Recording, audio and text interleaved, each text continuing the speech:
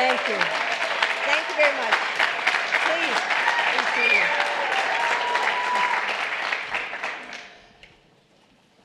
Well, Joe, that started our day off right, didn't it? So welcome to the White House. Several years ago, a student of mine came running into my classroom and breathlessly said that she had seen me on TV. She had said, Mom, that's my English teacher. And her mother said, that's not your English teacher, that's the second lady. So when Joe was elected as vice president, people assumed that I would stop teaching. But, I just couldn't give it up.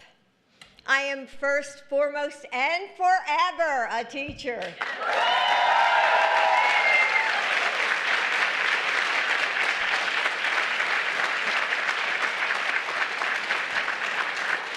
So I did both, the White House and teaching. In the morning, I'd stand in front of my community college students for the...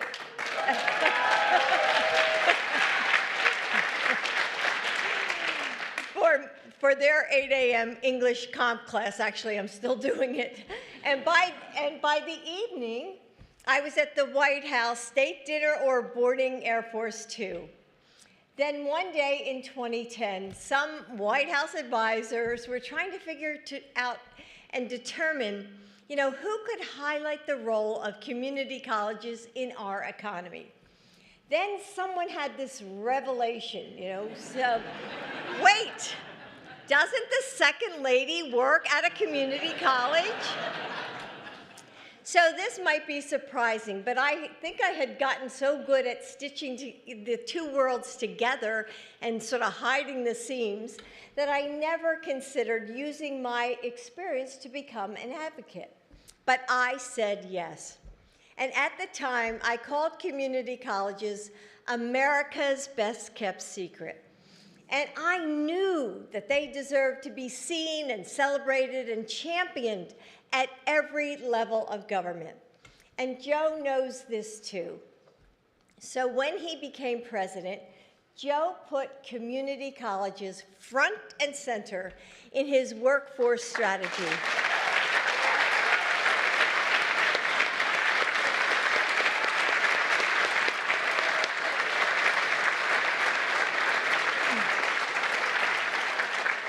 And from day one as First Lady, I knew that community colleges would be a priority for me.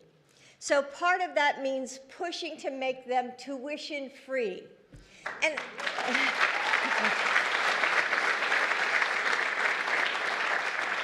so I've been so proud to work alongside dedicated leaders like my friend Martha Cantor. Where's Martha? Walter Bumpus and Jihang Lee, who have been dedicated partners in this work. So today, less than a decade after we launched the effort to make community colleges free, 34 states plus Washington, D.C. and counting offer tuition-free community college and job training programs.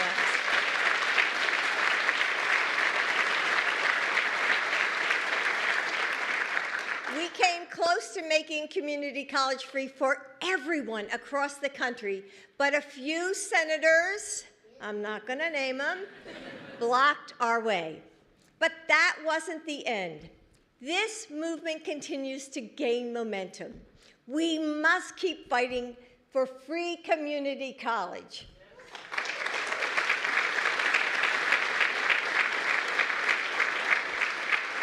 As First Lady, I've also focused on strengthening the pathways between classrooms and careers. Nearly, and you probably all know this, but nearly 60% of graduating high school students don't go directly to a 4-year degree. We know that. 6 out of every 10 students. Some will start working. Some will go to community college or technical colleges. Some won't even know what they want to do next. So we continue to keep transforming education to bridge the gap between what students learn and the careers that they can enter. We've had amazing partners in high schools across the country and in advocates like Becky Pringle and Randy Weingarten.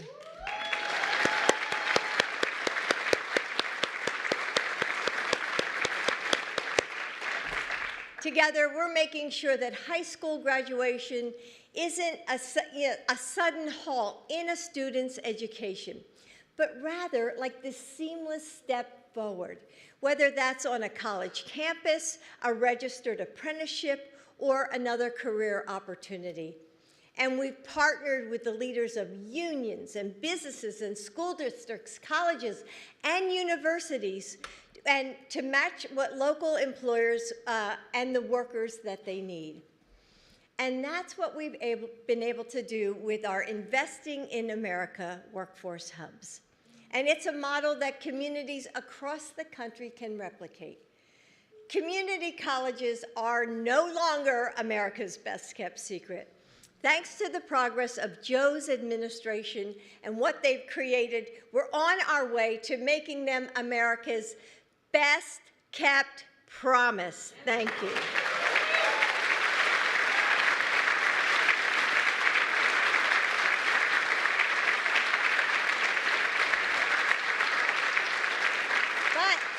There's more ground to cover, and it will take all of us to get there. If we work together, we can build a future where more high school students will graduate with credits and skills that they can apply to their future careers, where community college is free for every student in every state of America, and where all students have a clear pathway to jobs that pay well right in the communities where they grew up. This semester is coming to a close. My students are starting to write their last assignments, and they're signing up for new classes, or some are going to graduate. Joe and I are also preparing for what's coming next.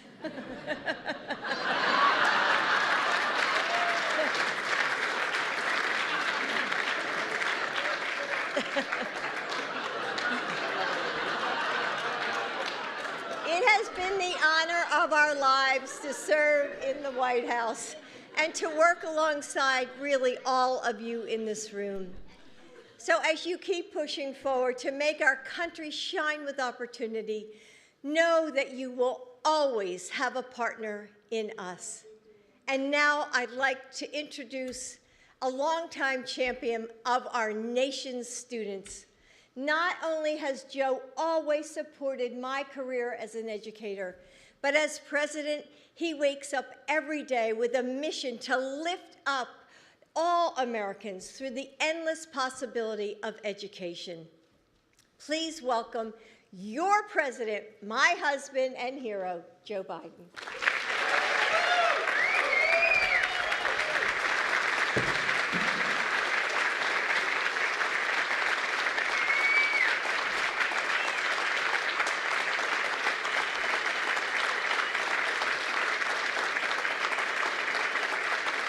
Thank you.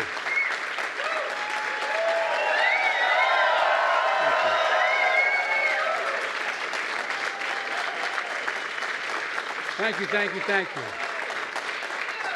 Thank all of you, please. I'm Joe Biden. I'm Joe Biden's husband. And you can see she doesn't have any strong notions or ideas.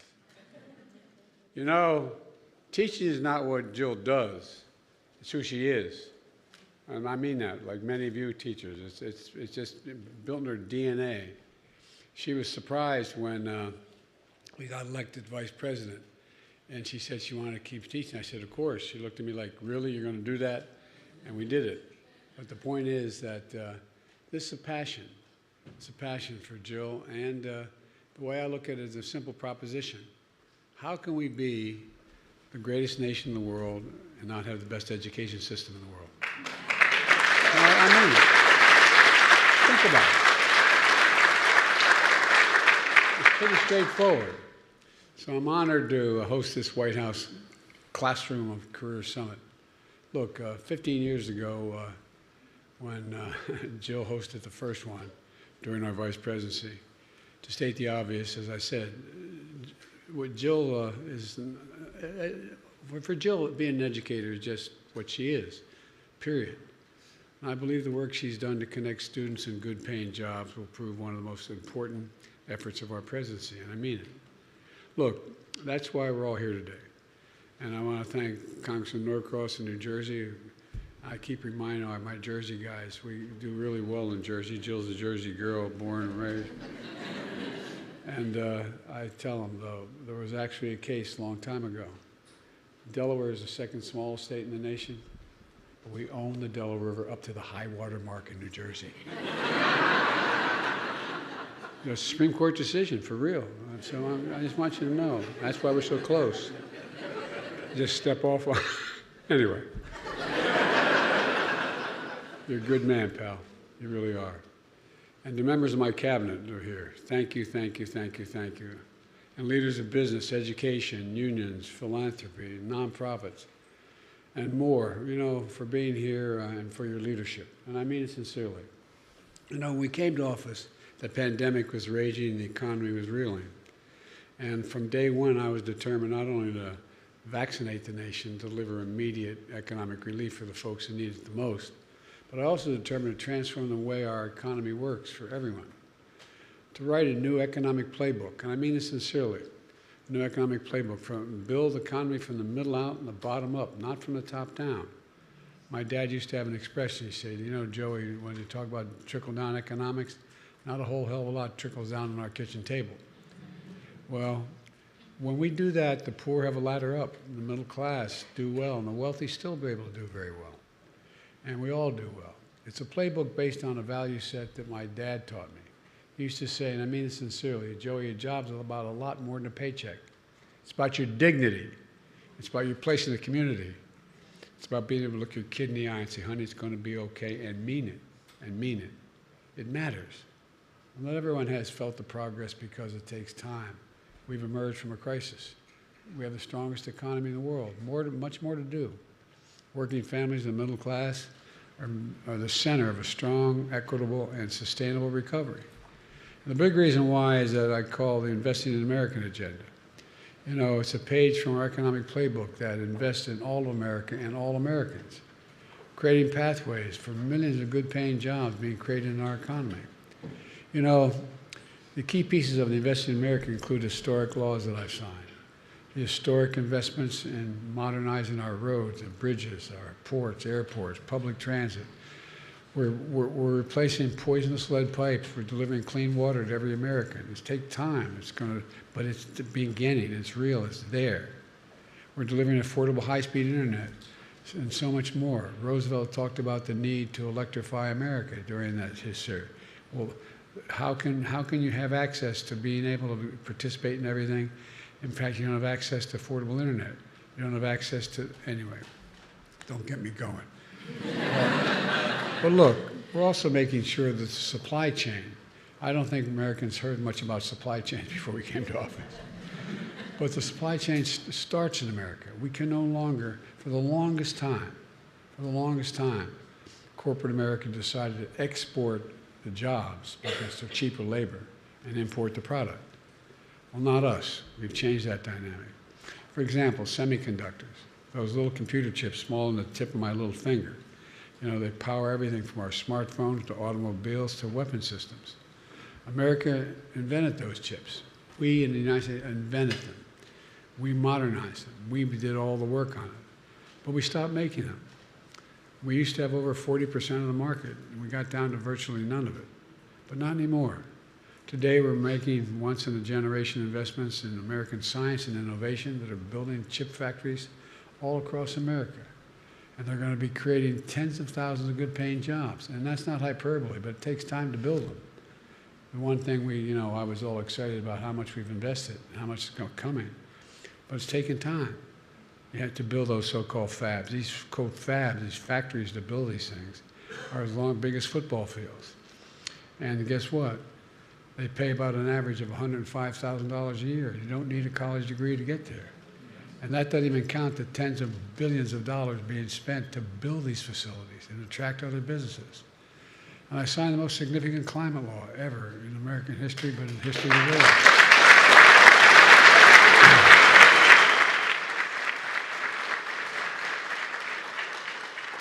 Congress will tell you, we were told we couldn't get it done, but we got it done. We got it done. And it's leading us into a clean energy future with even more good-paying clean energy jobs than American workers. As a result of these laws and other things we've done, I won't take all your time, but the key actions, the end result is we've created, in the 4 years we've been, almost 4 years we've been here, we've created 16 million new jobs, brand new jobs, since I took office.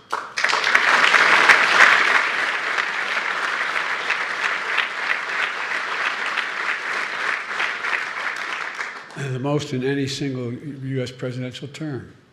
Inflation is at 2.6%, close to the pre-pandemic rate. Unemployment is down to 4.1%, longest stretch for a long, long time that low.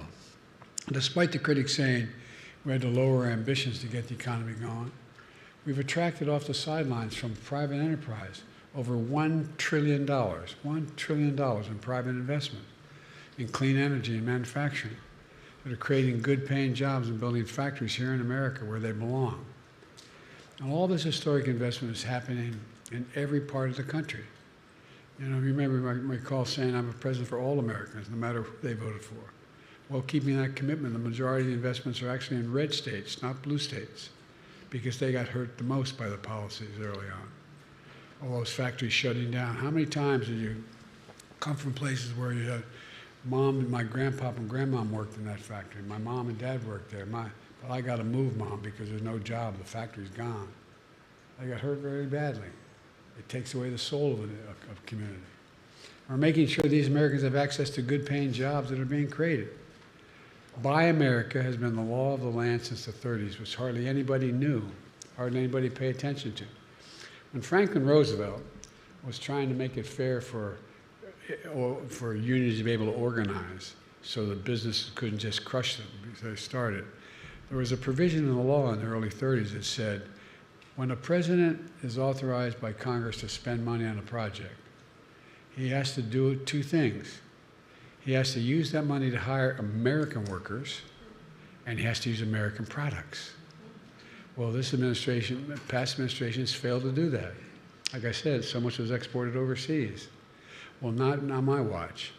My administration buys American. We're making sure the federal projects we're building, roads, bridges, highways, and more are going to be made with American products, built by American workers, and creating good-paying American jobs.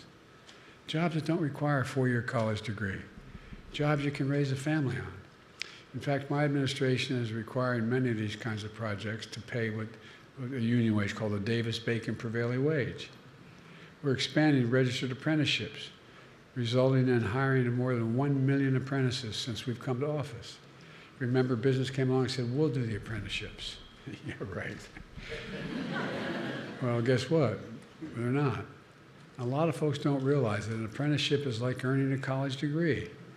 You spend up to 4 or 5 years training. Well, you get paid while you're doing it to learn the trade, to lead to a good-paying job, like going to school before you can be registered in that particular expertise. They're among the best workers in the world. Today, I'm proud to announce that for the first time ever, the number of women in apprenticeships has reached 100,000.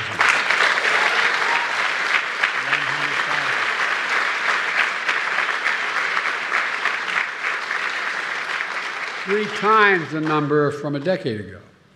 When I took office, not a single state had a registered apprenticeship program for teachers.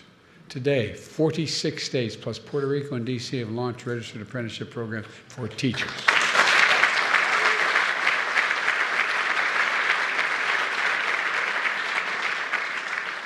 Some will say I did that because I feared for my life, but not true.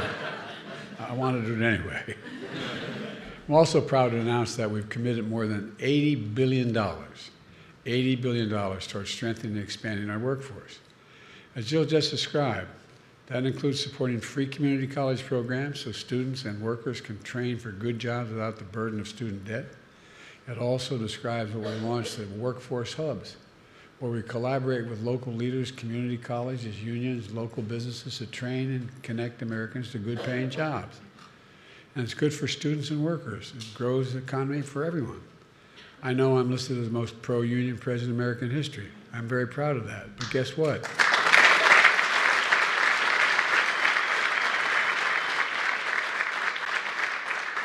guess what, folks? Businesses now acknowledge it. That helps them too. I had Treasury Department do a study. What's the effect of focusing on unions? Everybody's standard of living is raised. Everybody's. We've also really proud to have launched the American Climate Corps, patterned after the Peace Corps and the American Corps, to put tens of thousands of young people on a path to good paying, clean energy, apprenticeships, and jobs. That's the future. And with the support of the private sector, we're also bringing business into the high schools so younger students can learn about and train for good paying jobs, including those that don't require 4-year degrees, as Jill pointed out. There's so much more that you'll learn about at today's summit. And many of you bring more information as well. But look, it really matters. Let me close with this. You heard Jill speak about incredible students. Well, joining us today is another American worker who embodies an incredible character that we see all over the country. Maurice Bogart. Maurice, I'm going to ask you to come up here in a second. Father of 2 young children, one of whom I work for. He's going to actually come up.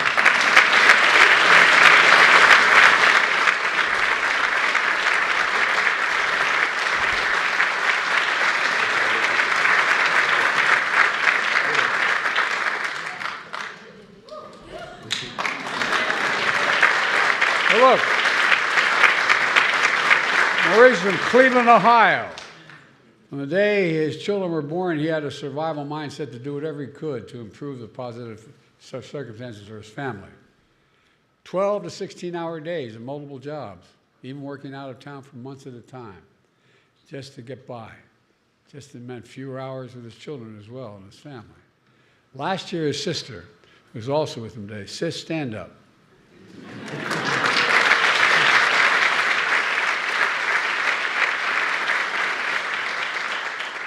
Every man like me needs a strong sister, and I have one, thank God. We sent him to a link to about a pre-apprenticeship program where you learn a trade, funded by the American Rescue Plan that I signed into law as soon as I came to office. Well, Maurice signed up, and within hours he had an appointment. He soon started a 4-week training program to connect him with his local IBEW, the International Brotherhood of Electrical Workers. Today, he's on his way to becoming a journeyman electrician, working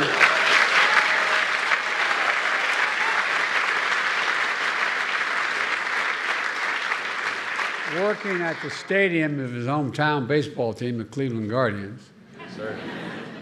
Good paying job with good hours, good benefits, and a lifelong career.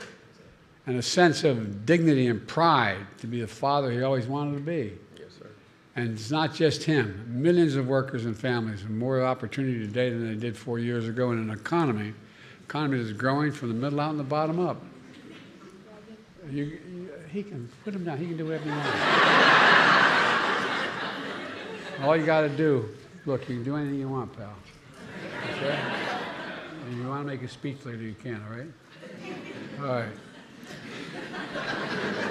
Economy where everybody has a fair shot. We leave nobody behind. Invest in America and all Americans. That's what we've done together by reminding ourselves who we are.